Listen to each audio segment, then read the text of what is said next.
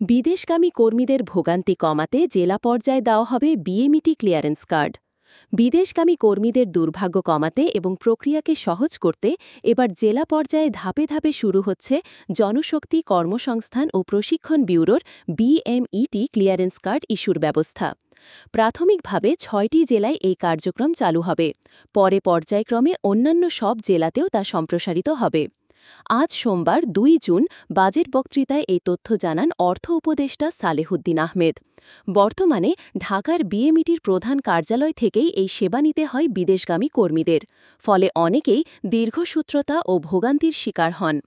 এসব ভোগান্তি দূর করতে প্রবাসযাত্রার পুরো প্রক্রিয়াকে ধাপে ধাপে ডিজিটালাইজ করার উদ্যোগ নেওয়া হয়েছে।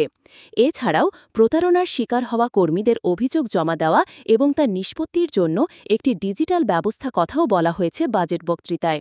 অর্থ উপদেষ্টা বলেন, বিকল্প বিরোধ নিষ্পত্তি এডিআর ব্যবস্থার ক্ষমতাকেও জেলা পর্যায়ে বিকেন্দ্রীকরণ করা হবে।